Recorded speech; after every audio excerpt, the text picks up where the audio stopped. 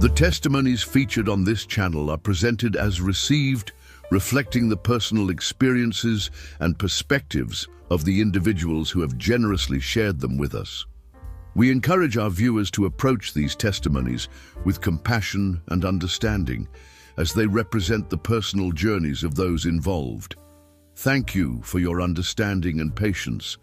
Today's experience is shared with us by a brother from Chicago, Illinois, in the United States of America, Chris. You are about to watch a story unlike any other, a story of three young souls, full of life, full of pride, full of recklessness. They had the world at their feet, but they made one fatal mistake. They mocked the very God who gave them breath. They laughed at his name, they scoffed at his warnings, they thought they had all the time in the world. But time ran out.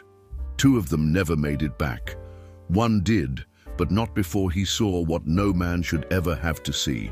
What happens when you cross the line with God? What happens when your last chance slips through your fingers? In this video, you will find out this is not just a story, this is a warning.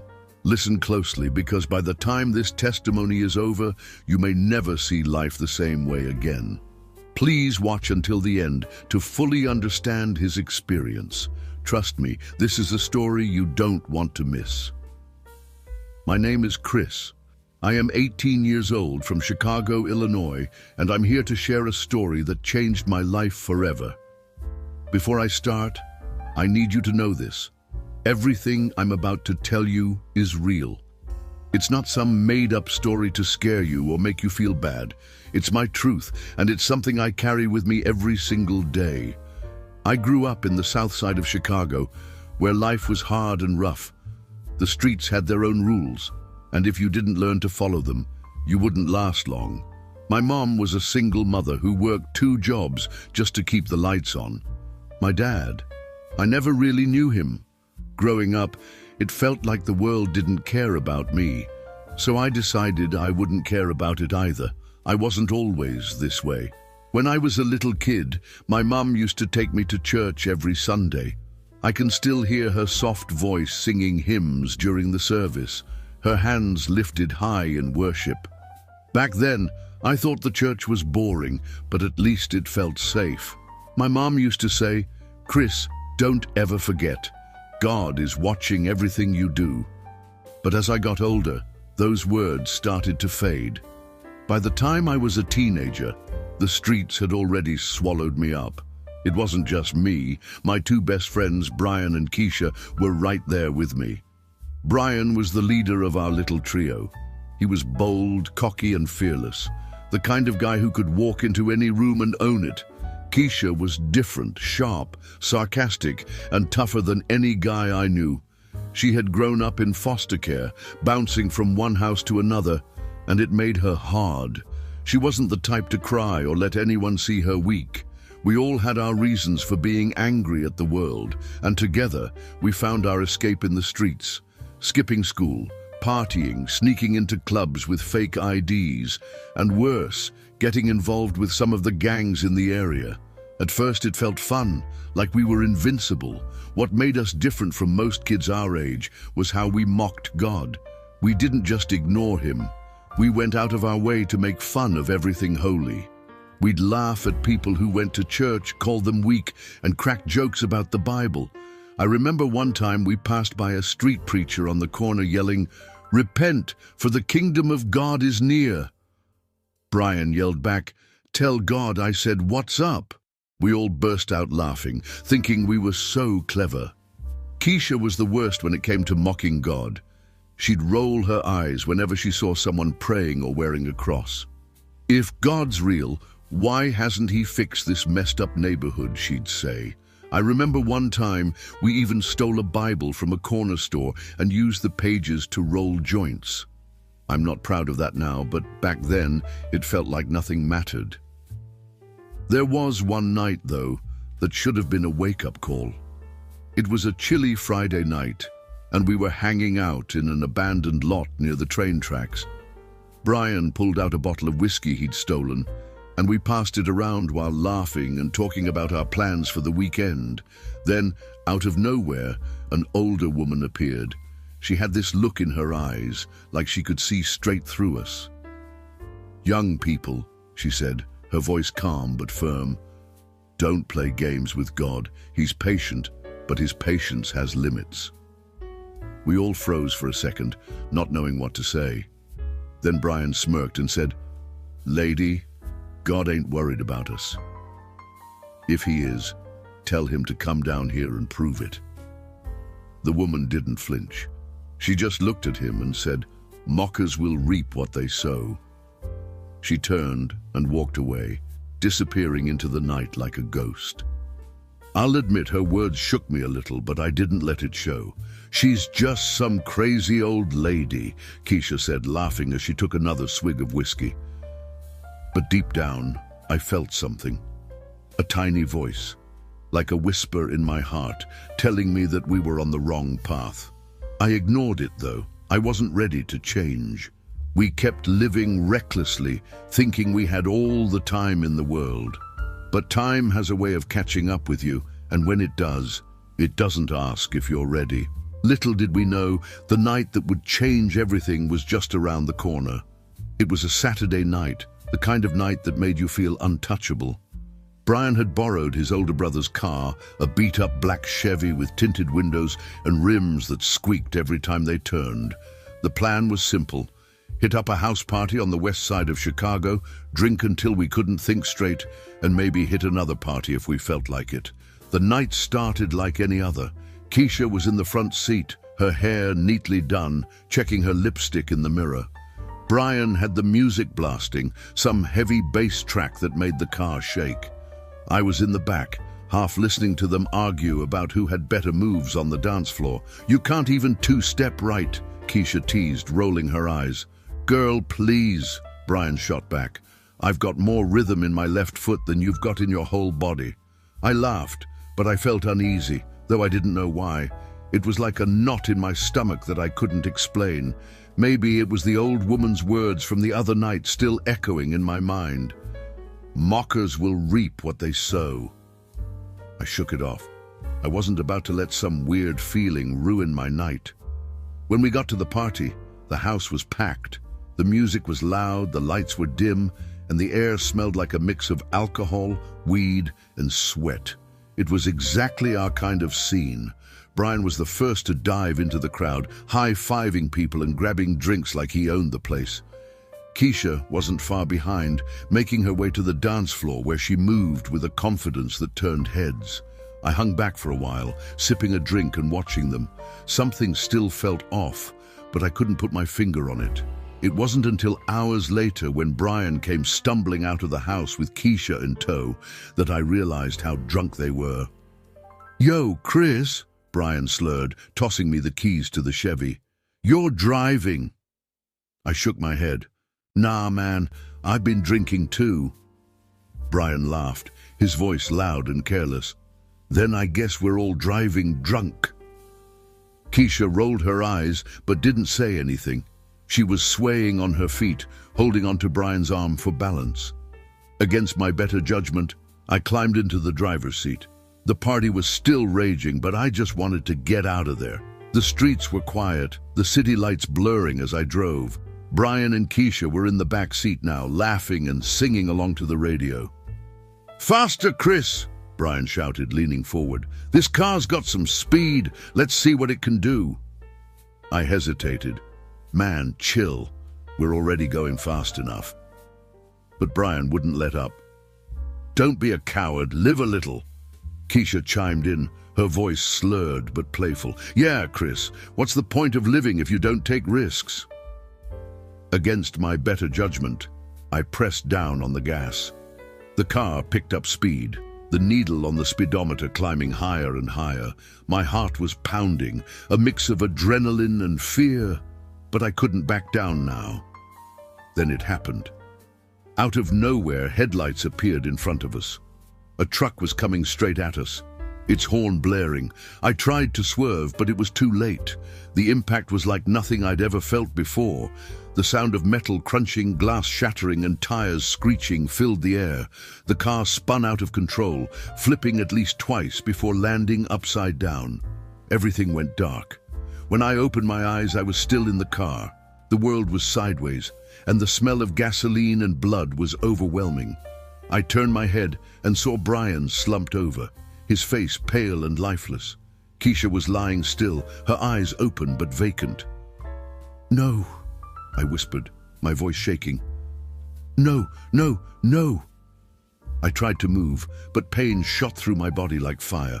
My vision blurred, and I felt myself slipping away. And then there was nothing, and suddenly I found myself somewhere strange. It wasn't in the wreckage. It wasn't in the hospital either. I was standing in complete darkness, the kind of darkness that presses down on you, heavy and suffocating. My heart raced as I looked around, trying to figure out where I was. "Hello?" I called out, my voice echoing. No answer. And then in the distance I saw a faint light. It was small at first, but it grew brighter and brighter until it felt like it was pulling me in. I didn't know it yet, but I was about to see things that would change my life forever. The light grew brighter, pulling me forward. I didn't walk toward it, I was being drawn as if by some unseen force. My body felt weightless, but my heart pounded with fear. I didn't know where I was, but I knew this wasn't Earth. The darkness around me dissolved, replaced by a vast, endless landscape. It was like nothing I'd ever seen before. To my left, I saw what looked like a golden city in the distance, radiating warmth and peace. The light was so pure, it made me want to weep. But to my right, there was a stark contrast. The air on that side was thick, heavy with the stench of sulfur. In the distance, I saw flames licking the dark sky, casting shadows over what seemed like a pit.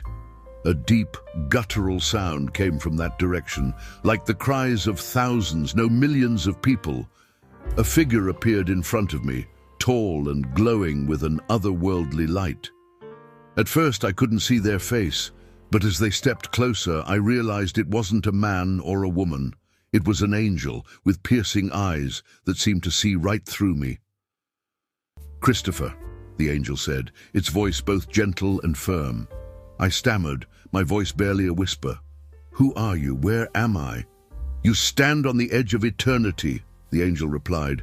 "What you see before you are the destinations of the soul, the glory of heaven and the torment of hell."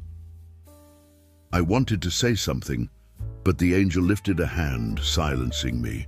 "You must see what happens to those who mock God, those who reject His mercy." Before I could respond, the world around me shifted. Suddenly I was standing at the edge of the pit I had seen earlier. The heat was unbearable, and the cries of agony were louder now, filling my ears with a sound I would never forget. I looked down and saw them, countless people writhing in the flames. Their faces were contorted in pain, their screams filled with regret and despair. Some reached out as if begging for help, but there was none to give. "Why are they here?" I asked, my voice trembling. "These are those who mocked God," the angel said. "Those who laughed at His word, who turned their backs on His love. Their lives were filled with pride, rebellion, and sin, and they refused to repent." I saw faces among the flames, faces I recognized. There was a teacher from school who always joked about how religion was for fools. I saw a man who used to hang out at the corner store, always laughing at street preachers, and then I froze. I saw Brian and Keisha. "No!" I shouted, stepping back. "No, this can't be real. They didn't deserve this." The angel's eyes bore into mine. "Christopher, you must understand. God is merciful, but He is also just. He gives everyone the chance to turn to Him, but when they mock Him and reject His grace, they choose this path." Tears streamed down my face as I looked at my friends. Brian was screaming, his hands clawing at the flames as if he could escape. Keisha's face was twisted in anguish, her voice hoarse as she cried out for mercy. I wanted to reach out, to pull them out of the fire, but I couldn't move. The angel's voice broke through my thoughts. "You were spared, Christopher. You have been given a second chance, but it comes with a responsibility. You must carry this message to the world." Before I could ask what the angel meant, the scene shifted again. I was no longer at the pit of hell. Instead, I stood before the golden city. The light was so overwhelming that I had to shield my eyes. "It is written," the angel said. "Do not be deceived. God cannot be mocked. A man reaps what he sows." The gates of the city opened, and for a brief moment, I saw inside. It was beautiful beyond words. There were streets of gold, trees that sparkled like jewels, and people filled with joy and peace. I heard music, heavenly music, that made my heart ache with longing. "You were made for this," the angel said, "but you must choose it. God has given you a glimpse of eternity so that you may turn away from sin and help others do the same." I tried to step forward to enter the city, but the angel stopped me. "Not yet, Christopher. Your time has not come." The world around me began to fade, the light dimming as darkness crept back in. I felt a tug, pulling me away from the vision. "Wait," I cried. "Don't send me back. I don't want to go back." The angel's voice was the last thing I heard. "You have been given a gift. Use it wisely." Then everything went black. I woke up in a hospital bed, my body aching, my mind racing with what I had seen. My mom was sitting by my side, her face stained with tears. When she saw my eyes open, she let out a cry of relief. "Thank God," she whispered, hugging me gently. "Thank God you're alive." But I wasn't the same. I couldn't stop thinking about the pit, about the screams, about Brian and Keisha. I had been spared, but for what reason?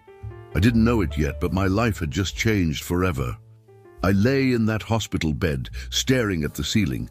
The beeping of the machines and the sound of nurses in the hallway felt distant. My mom's words of relief and her quiet prayers should have brought me comfort, but they didn't. My mind was racing with images of what I had just seen, Brian and Keisha in torment, the fiery pit, and the angel's words ringing in my ears. "You must carry this message to the world." I didn't feel lucky to be alive. I felt haunted. The doctor walked in, his expression a mix of disbelief and curiosity. "Christopher, you're a miracle," he said, flipping through my chart. "Most people don't survive an accident like the one you were in, and if they do, they're not sitting up talking the next day." I nodded numbly. Miracle. That word hit differently now. I wasn't here because of luck or chance. God had spared me, but I wasn't sure why. My mom squeezed my hand.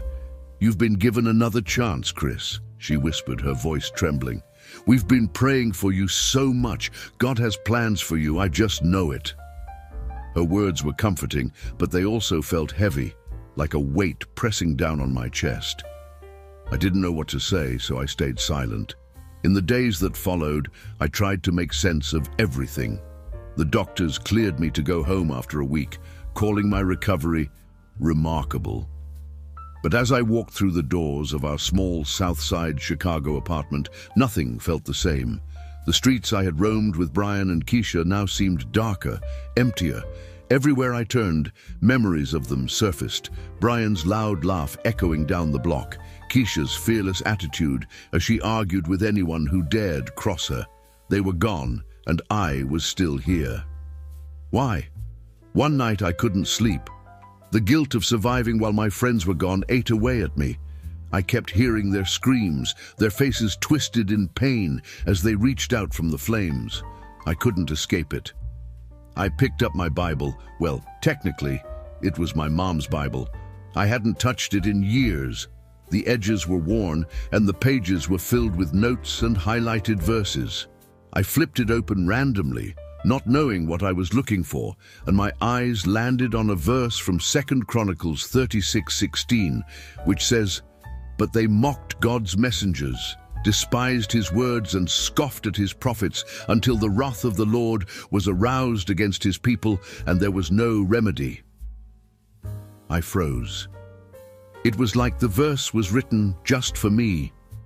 I thought about all the times we had mocked God, laughing at street preachers, joking about how church was a waste of time, sneering at people who talked about Jesus. I thought it was all harmless fun, but now I realized how wrong I had been. I flipped through more pages, stopping again at Galatians 6:7. Do not be deceived. God cannot be mocked. A man reaps what he sows. The words hit me like a punch to the gut. Brian, Keisha, and I had spent years planting seeds of rebellion and sin, and now the harvest had come. 2 of us were gone, and I was the only one left. That night, I broke down. I fell to my knees right there in my room, tears streaming down my face. God, I'm sorry, I whispered. I'm so sorry. I didn't know. I didn't understand. The memories of the angel's words and the visions of hell came flooding back. Please forgive me, I begged. I don't want to end up like Brian and Keisha. I don't want to live this life anymore. It wasn't some grand, polished prayer. It was raw and messy, but it was real. For the first time in years, I wasn't trying to run from God or mock him. I was crying out to him. The next morning, I woke up feeling different. The weight of guilt hadn't disappeared completely, but there was a spark of hope I hadn't felt before. I told my mom about my prayer, and she cried tears of joy. God is working in you, Chris, she said, pulling me into a hug. I've been praying for this moment for so long. But as much as her words encouraged me, I still felt lost. What was I supposed to do now? How was I supposed to carry this message the angel had given me? A few days later, I decided to visit our local church. I hadn't been there in years, not since I was a kid tagging along with my mum. Walking through those doors felt strange, like I didn't belong. The pastor greeted me with a warm smile, but I couldn't look him in the eye. I need to talk, I mumbled. He led me to his office, and before I knew it, I was spilling everything. The accident, the visions, the angel's message, the pit of hell, Brian and Keisha's screams. I didn't hold back. When I finished, the pastor sat in silence for a moment. Then he said, Christopher, God has given you a gift. He's shown you what so many people ignore or deny. But this gift comes with a responsibility. You need to share your story. His words terrified me. Share my story with who? Who would even believe me? I'm just a kid from the South Side, I said, shaking my head. No one's going to listen to me. The pastor leaned forward, his eyes filled with compassion. God doesn't call the qualified, Christopher. He qualifies the called, and he's calling you. That night, I couldn't stop thinking about what the pastor had said. Maybe he was right. Maybe God had spared me for a reason. Maybe it was time to stop running from it and start living the life I'd been given. I didn't know where to start, but I knew one thing for sure. I couldn't keep this to myself. I'll admit, deciding to change my life wasn't easy. I thought the hard part was surviving the accident or waking up in the hospital haunted by what I'd seen. But no. The hardest part was figuring out how to walk away from the person I used to be. The streets of Southside Chicago didn't forget who you were. My name, my face, my reputation, it was all tied to the reckless, arrogant kid I'd been. Christopher, the guy who cracked jokes about church. Christopher, who ran with Brian's crew, laughed at preachers on street corners, and had no respect for anything holy. That was who they knew. And now I was supposed to change. I started small. I stopped hanging out in the usual places. No more late nights at the corner store or kicking it on the block. I stopped listening to the music that used to pump me up for our wild nights. It wasn't just noise anymore, it was poison. Every lyric reminded me of the life I wanted to leave behind. Instead, I started going to church. At first it was awkward. I'd sit in the back, hoping no one would notice me. But over time, the pastor's words started sinking in. He talked about grace and forgiveness, about how God's love could transform even the most broken lives. It felt like he was speaking directly to me. One Sunday after service, I stayed behind. The pastor saw me sitting in the pew and walked over. "Christopher, how's it going?" he asked, his voice warm but steady. I hesitated, staring down at my hands. I don't know, I said honestly. I'm trying, but it's hard. I feel like I don't deserve this. Like, why would God give me a second chance when I wasted so much time mocking him? The pastor nodded, like he'd heard this 1,000 times before. Christopher, none of us deserve God's grace. That's the beauty of it. It's not about earning it, it's about accepting it. Jesus died for all of us, even when we were at our worst, and that includes you. I didn't say anything, but his words stuck with me. At home, I started reading the Bible on my own. It wasn't easy to understand at first, but I kept at it. One night, I came across the story of King Herod in Acts 12:23. Herod was this arrogant ruler who thought he was untouchable. One day he gave a speech and the crowd shouted, "This is the voice of a god, not a man." Instead of correcting them or giving credit to God, Herod basked in the praise. And you know what happened? The Bible says, immediately an angel of the Lord struck him down because he did not give God the glory, and he was eaten by worms and breathed his last. It was a gruesome story, but it hit me hard. Herod mocked God by taking his glory for himself, and he paid for it.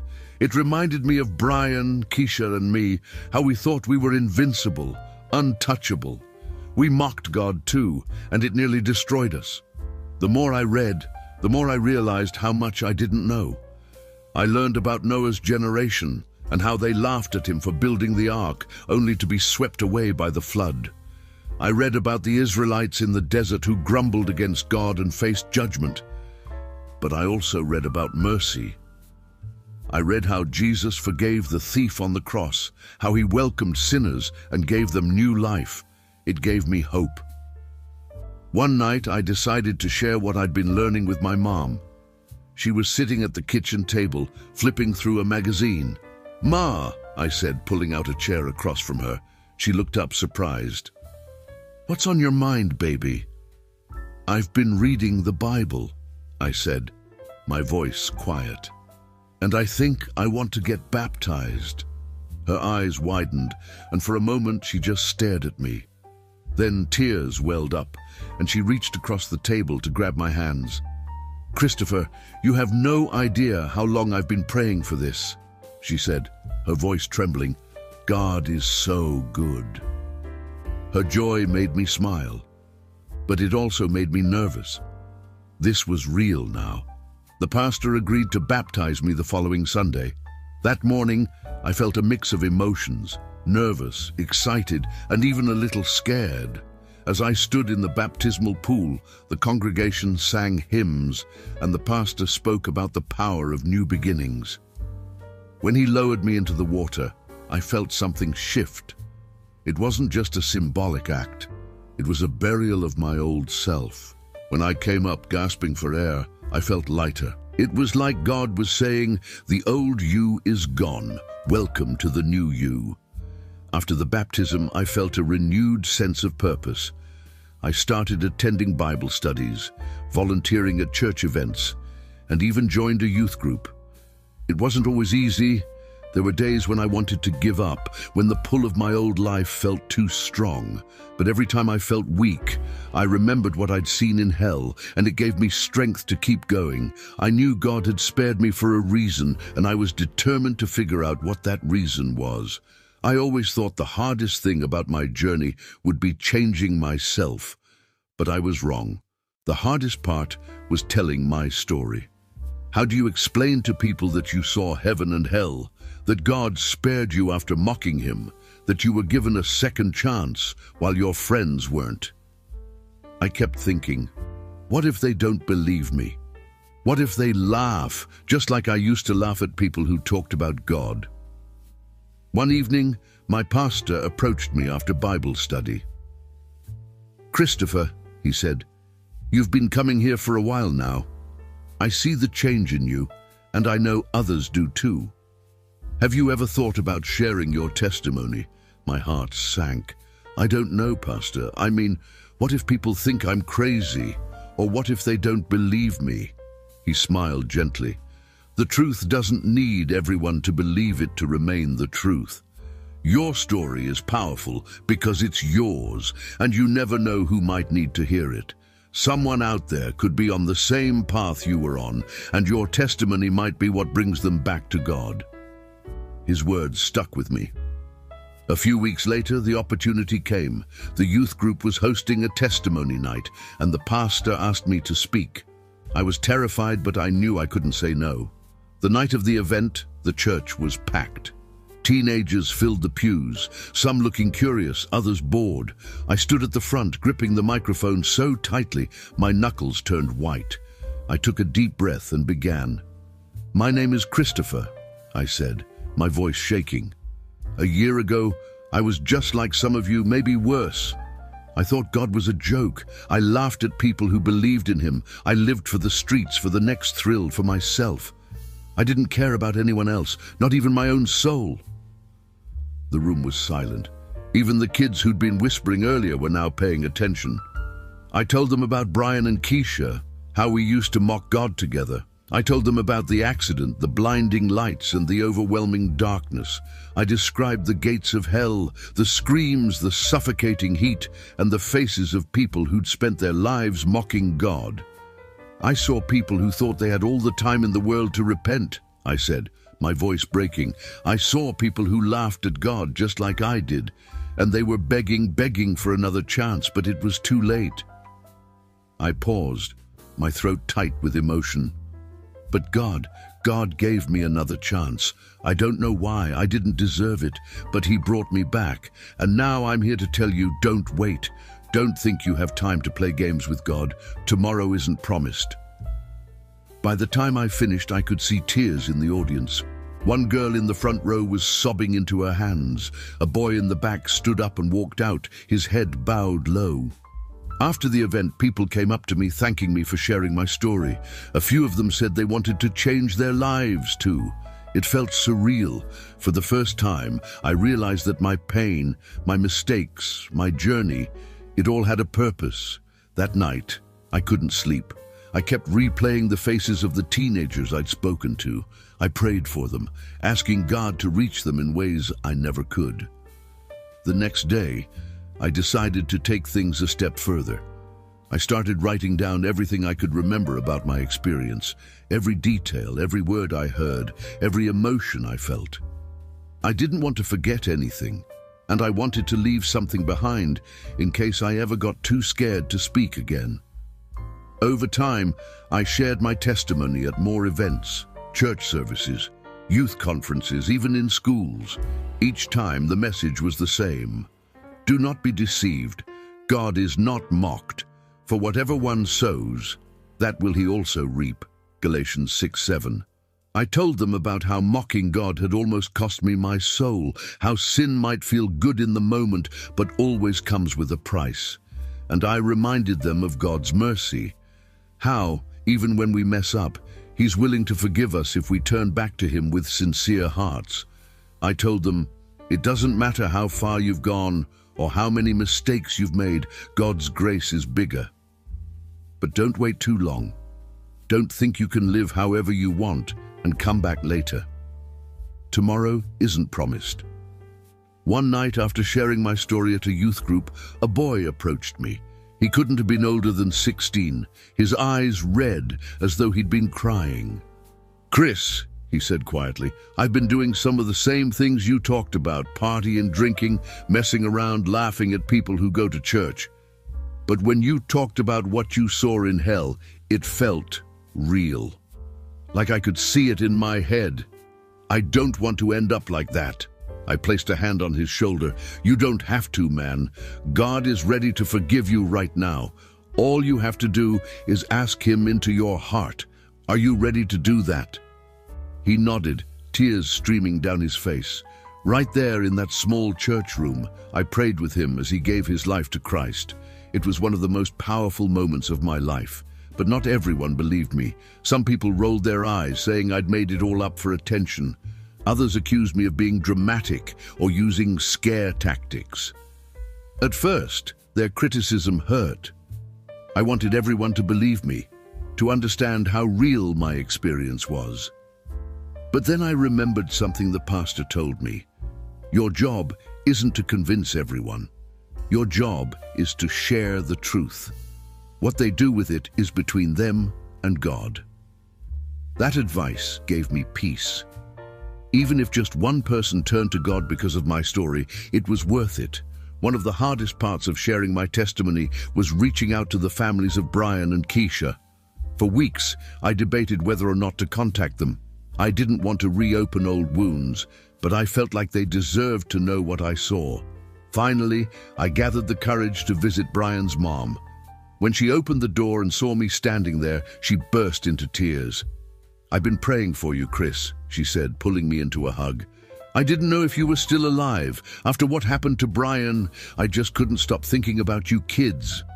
We sat in her living room, and I told her everything. I told her about the accident, the visions, and how Brian's life had impacted mine. She listened quietly, tears streaming down her face. When I finished, she said, "Thank you for sharing this with me. I've been angry at God for taking my son, but maybe this is his way of showing me that Brian's death wasn't in vain." Visiting Keisha's family was even harder. Her younger sister Ava opened the door. She was only 12, but she looked so much like Keisha that my heart broke all over again. I sat with her mom, Mrs. Turner, and explained everything. She didn't say much, but I could see the pain in her eyes. "I always prayed for Keisha," she said softly. "I always asked God to protect her, to bring her back to the church. I wish I could have done more." "You did what you could, Mrs. Turner," I said, "and God hasn't forgotten your prayers. He used Keisha's life to change mine. Because of her, I'm trying to help others find their way back to Him. Sharing my story wasn't easy, but it was worth it. Over time, I saw how God was using my pain to bring hope to others. Every testimony night, every prayer with a struggling teenager, every tearful conversation reminded me of God's mercy and grace. And as I continued to speak, I began to feel a deep sense of peace. I knew that my life had a purpose now, a purpose greater than anything I could have imagined. In the words of Psalm 86, verse 5, "For you, Lord, are good and ready to forgive and abundant in mercy to all those who call upon you." I'm living proof of that truth. I mocked God, ran from Him, and made every mistake you could think of. But He never gave up on me. And if He didn't give up on me, He won't give up on you either. Waking up every day felt like a second chance, but living with the memories of my past wasn't easy. My heart carried the weight of guilt for the things I'd done, the people I'd hurt, and especially for Brian and Keisha. Some nights I'd lie awake replaying the accident in my mind, the screeching tires, the glass shattering, the screams, and then the deafening silence. I'd think about what I saw in hell and wonder if I'd done enough to honor the second chance God had given me. But in those moments of doubt, I'd also remember what God showed me in heaven: the hope, the love, the endless mercy. It was that memory that kept me going. I started attending counseling sessions with my pastor, not just to heal from the trauma, but to grow in my faith. Pastor Lewis was a patient man, always ready to listen and guide me back to Scripture whenever I felt lost. "Chris," he told me one evening, "the devil wants to keep you trapped in guilt. But remember what Romans 8:1 says, 'There is therefore now no condemnation for those who are in Christ Jesus.' Your past is forgiven. You just have to accept it." It wasn't easy to believe that at first. Forgiving myself felt impossible. But little by little, through prayer and reflection, I began to let go. One day, I decided to visit the crash site. It was something I'd been avoiding for months, but I felt like I needed to confront it to move forward. The intersection looked so ordinary, just another stretch of road in Southside Chicago. But to me, it was sacred ground. This was where my old life ended and my new one began. I brought flowers for Brian and Keisha. Placing them on the side of the road where we'd veered off, I knelt down, closed my eyes, and prayed. "God," I whispered, "thank you for sparing me." Thank you for giving me another chance. Please take care of Brian and Keisha. I know I don't deserve your mercy, but I'm so grateful for it." As I stood up, a sense of peace washed over me. For the first time, I felt like I could breathe again. Visiting Keisha's mom became a regular part of my routine. Mrs. Turner welcomed me into her home like I was family, even though I knew my presence must have reminded her of what she'd lost. One afternoon, as I sat in her living room, she handed me a photo album.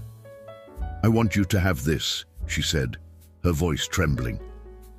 It was a collection of Keisha's childhood pictures, her first birthday party, her school dance, her baptism at church. Each page was a reminder of the vibrant, joyful person she had been. "Are you sure?" I asked, overwhelmed by her generosity. She nodded. "Keisha loved you, Chris. She believed in you, and I believe that God kept you alive for a reason. Don't waste it." As the months went by, I started to see how God was using my pain to help others. My testimony wasn't just a story, it was a tool for reaching people who felt lost and hopeless.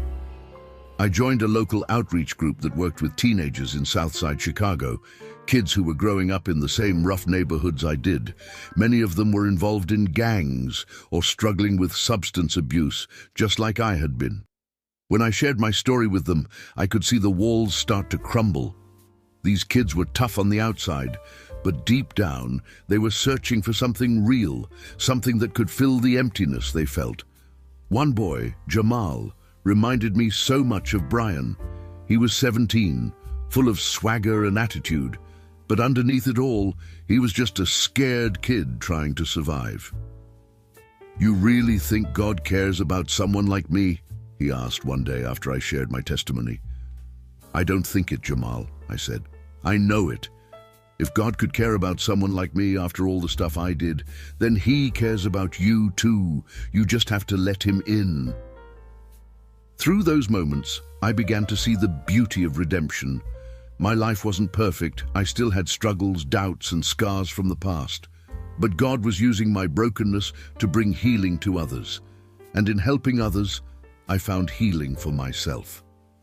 One evening, as I was journaling about my journey, I came across Isaiah 61:3.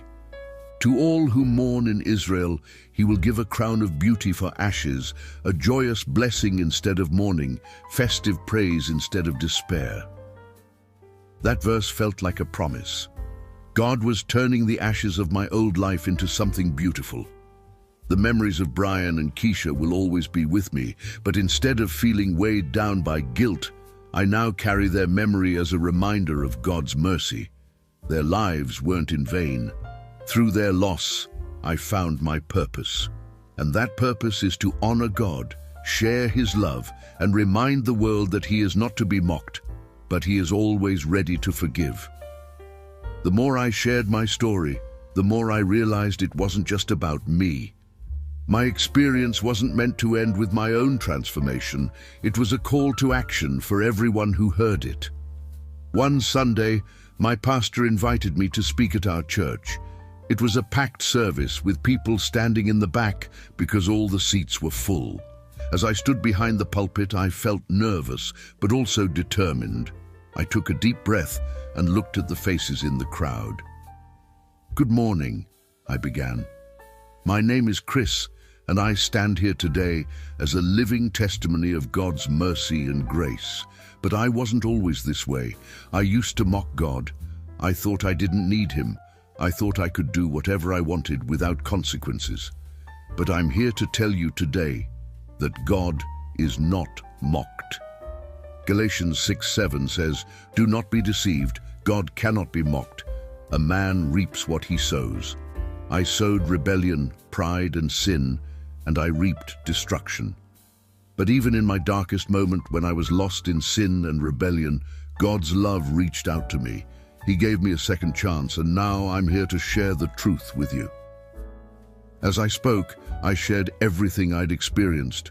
The accident, the glimpse of hell, the people I saw there, and the warnings God gave me. I saw tears streaming down the faces of some in the audience, while others sat in stunned silence. I also shared the vision of heaven, the beauty, the peace, and the overwhelming love of God. Heaven and hell are real, I said, my voice firm but gentle, and every single one of us will end up in one of those places. The choice is ours. God won't force himself on you, but he's calling you right here, right now. Don't wait until it's too late.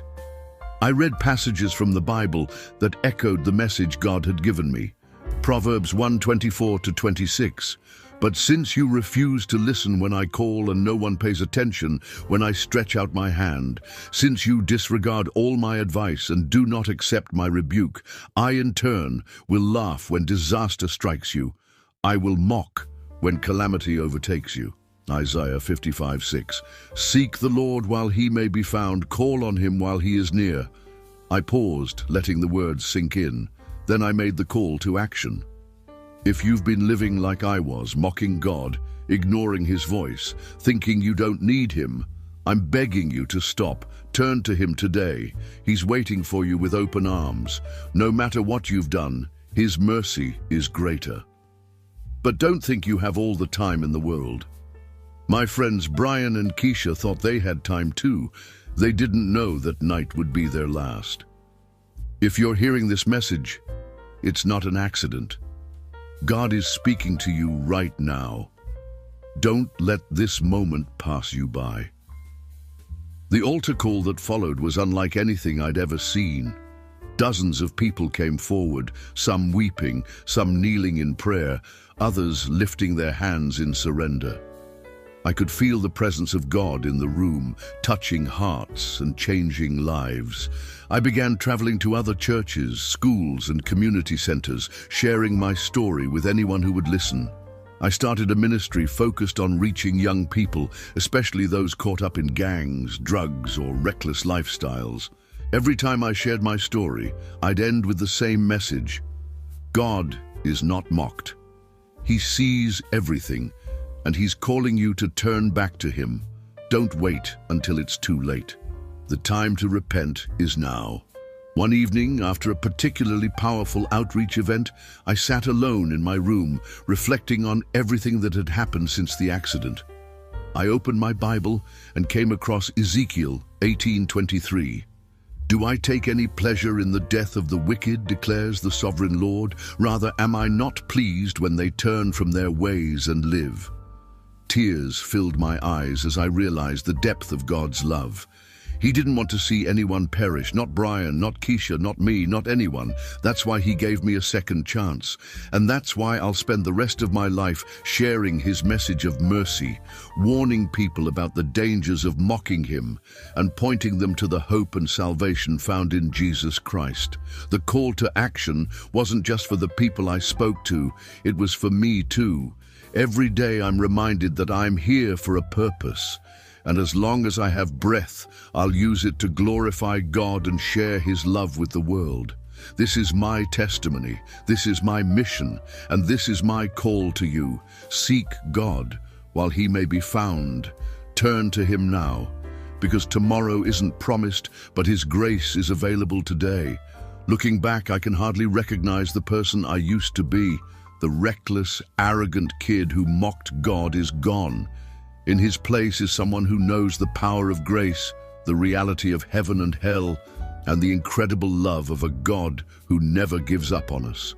I gladly share my story whenever I get the chance, not because I want attention, but because I know there are people out there who need to hear it, people who feel lost, broken, and unworthy of love. If that's you, I want you to know this. God hasn't forgotten you. He's waiting for you, arms wide open, ready to give you a second chance. All you have to do is take it. And so, I live each day with purpose, knowing that my life is a gift. I may not have all the answers, but I know this. Mocking God is dangerous, but his mercy is boundless. Wherever you are, whoever you are, don't wait too long. Turn to him now, because tomorrow isn't promised, but his love is eternal.